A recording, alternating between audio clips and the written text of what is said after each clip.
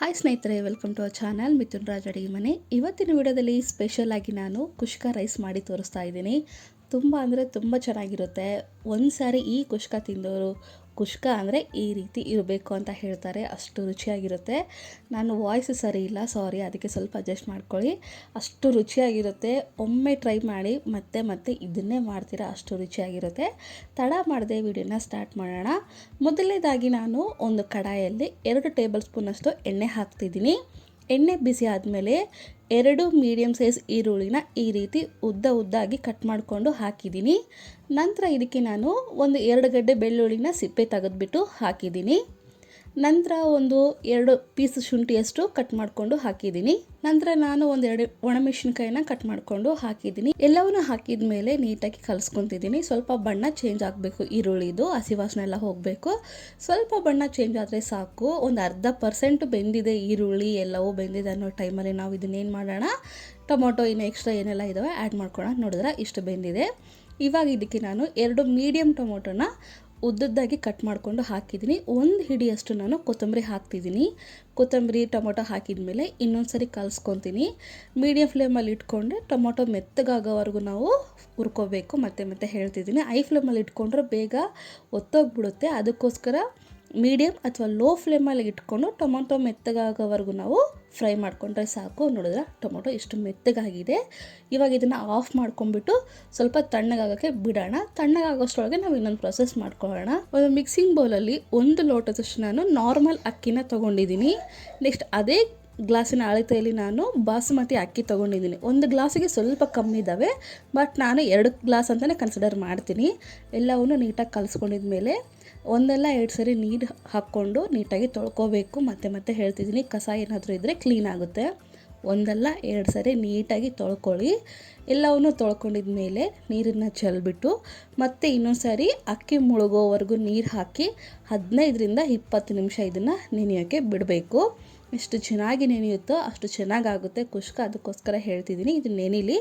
ಅಷ್ಟರೊಳಗಡೆ ಮತ್ತು ಈರುಳ್ಳಿ ಟೊಮೊಟೊ ಕೂಡ ಮೆತ್ತಗಾಗಿರುತ್ತೆ.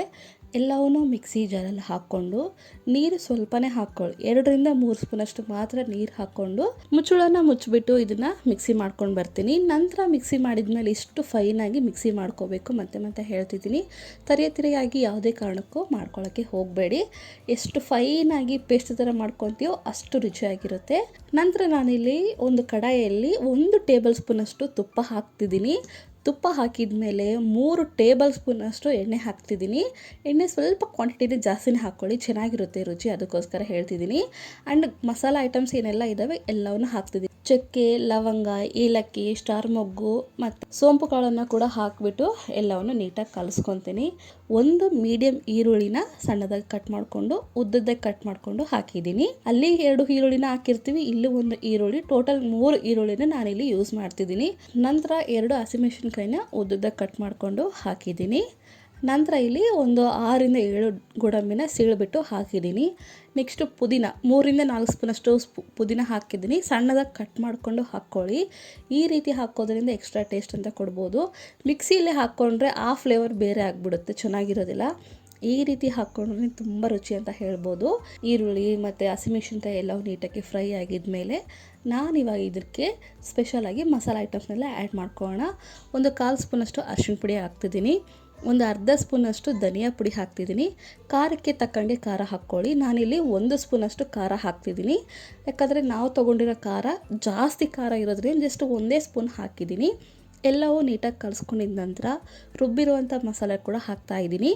ಓನ್ಲಿ ರುಬ್ಬಿರುವಂಥ ಮಸಾಲೆನ ಹಾಕ್ಕೊಳ್ಳಿ. ಅದಕ್ಕೆ ನೀರು ಹಾಕ್ಕೊಂಡು ಜಾಸ್ತಿ ಪ್ರಮಾಣದಲ್ಲಿ ಹಾಕ್ಕೊಳ್ಳೋಕ್ಕೆ ಹೋಗಬೇಡಿ.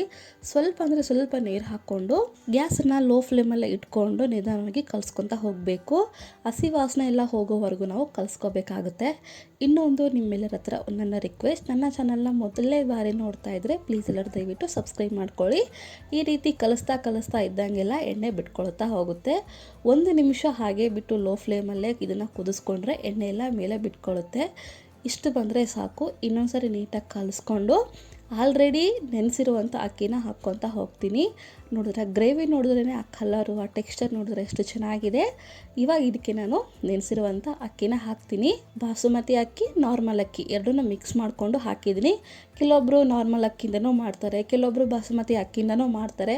ಬಟ್ ಈ ರೀತಿ ಎರಡನ್ನೂ ಮಿಕ್ಸ್ ಮಾಡಿಕೊಂಡು ಮಾಡಿದ್ರೆ ತುಂಬ ಟೇಸ್ಟ್ ಚೆನ್ನಾಗಿರುತ್ತೆ. ಕೆಲವೊಬ್ಬರಿಗೆ ಬಾಸುಮತಿ ಅಕ್ಕಿಯಿಂದನೇ ತಿನ್ನಬೇಕು ಅನ್ನೋದು ಇಷ್ಟ ಇರೋದಿಲ್ಲ, ಕೆಲವೊಬ್ಬರಿಗೆ ಮನೆಯಲ್ಲಿ ಮಾಡುವಂಥ ಅಕ್ಕಿಯಿಂದ ತಿನ್ನಬೇಕಂದ್ರೂ ಇಷ್ಟ ಇರೋದಿಲ್ಲ. ಸ್ವಲ್ಪ ಸ್ಪೆಷಲ್ ಅಕೇಶನ್ಸ್ಗಳಲ್ಲಿ ಈ ರೀತಿ ಜಸ್ಟ್ 2-3 ಸಲ ಕಲಿಸ್ಕೊಂಡು ಹಾಗೆ ಬಿಟ್ಟು ರುಬ್ಬಿರುವಂಥ ಮಸಾಲೆದಲ್ಲಿ ಹಾಗೆ ಇರುತ್ತಲ್ಲ ಆ ನೀರನ್ನು ಹಾಕ್ತಾ ಇದ್ದೀನಿ 1 ಗ್ಲಾಸು. ನೆಕ್ಸ್ಟ್ ನಾರ್ಮಲ್ ಆಗಿ ಇನ್ನೊಂದು 2 ಗ್ಲಾಸ್ ಹಾಕ್ತಿದ್ದೀನಿ. ನಾನು ಹಾಕಿ 2 ಗ್ಲಾಸ್ ತೊಗೊಂಡಿರೋದ್ರಿಂದ 3 ಗ್ಲಾಸ್ ಮಾತ್ರ ಹಾಕ್ತಿದ್ದೀನಿ. ಈ ರೀತಿ ಹಾಕೋದ್ರಿಂದ ತುಂಬ ಉದ್ರುದ್ರಾಗಿ ಬರುತ್ತೆ. ರುಚಿಗೆ ತಕ್ಕಷ್ಟು ಉಪ್ಪು ಹಾಕ್ಕೊಂಡು ಇನ್ನೊಂದ್ಸರಿ ನೀಟಾಗಿ ಕಲಸಿ. ಜಾಸ್ತಿ ಕಲಿಸ್ಕೊಳ್ಳೋಕ್ಕೆ ಹೋಗಬೇಡಿ, ಯಾಕೆಂದರೆ ಅಕ್ಕಿ ನೆಂದಿರುತ್ತೆ, ಇಲ್ಲಾಂದರೆ ಮುರಿದೋಗ್ಬಿಡುತ್ತೆ. ಅದಕ್ಕೋಸ್ಕರ ಹೇಳ್ತಿದ್ದೀನಿ. ಜಾಸ್ತಿ ಕಲಿಸ್ದೇನೆ 1-2 ಸಾರಿ ಕಲಿಸ್ಬಿಟ್ಟು ಲಿಡ್ ಕ್ಲೋಸ್ ಮಾಡಿ ಮೀಡಿಯಮ್ ಫ್ಲೇಮಲ್ಲೇ ಚೆನ್ನಾಗಿ ಕುದಿಯೋವರೆಗೂ, ಒಂದು 50% ಕುದಿಯೋವರೆಗೂ ಕುದಿಸ್ಕೋಬೇಕು. ಈ ರೀತಿ 50% ಕುದ್ದಿದೆ ಅನ್ನೋ ಟೈಮಲ್ಲಿ ಲಿಡ್ಡು ಓಪನ್ ಮಾಡಿಬಿಟ್ಟು ಇನ್ನೊಂದು ಸಾರಿ ಮೇಲೆ ಕೆಳಗಡೆ ಮಾಡಿಕೊಂಡು ಲೋ ಫ್ಲೇಮಲ್ಲೇ ಕುಷ್ಕ ರೆಡಿ ಆಗೋವರೆಗೂ ಬೇಯಿಸ್ಕೊಂಡ್ರೆ ತುಂಬಾ ಸಿಂಪಲ್ ಆಗಿರುವಂಥ ಕುಷ್ಕ ರೆಡಿನೇ ಆಗೋಗುತ್ತೆ. ಎಷ್ಟು ಸಿಂಪಲ್ ರೆಸಿಪಿ ಅಲ್ವಾ, ಖಂಡಿತ ಟ್ರೈ ಮಾಡಿ. ಈ ಕುಷ್ಕಗೆ ಕಾಂಬಿನೇಷನ್ ಆಗಿ ನಾವು ಮೊಸರು ಬಜ್ಜಿಯಿಂದ ತಿನ್ಬೋದು, ಇಲ್ಲ ಚಿಕನ್ ಸಾರು, ಮಟನ್ ಸಾರು, ನಿಮ್ಮ ಇಷ್ಟ, ಇಲ್ಲ ಹಾಗೆ ತಿಂತೀವಂದ್ರೂ ಓಕೆ, ಅಷ್ಟು ರುಚಿಯಾಗಿರುತ್ತೆ. ಈ ರೆಸಿಪಿ ನಿಮಗೆ ಇಷ್ಟ ಆದರೆ ನನ್ನ ಚಾನಲ್ನ ಲೈಕ್, ಶೇರ್, ಕಮೆಂಟ್ ಮಾಡೋದನ್ನು ಮಾತ್ರ ಮರಿಬೇಡಿ, ಓಕೆನಾ? ಮುಂದಿನ ವಿಡಿಯೋದಲ್ಲಿ ಮತ್ತೆ ಸಿಗ್ತೀನಿ. ಅಲ್ಲಿವರೆಗೂ ಟೇಕ್ ಕೇರ್, ಬಾಯ್.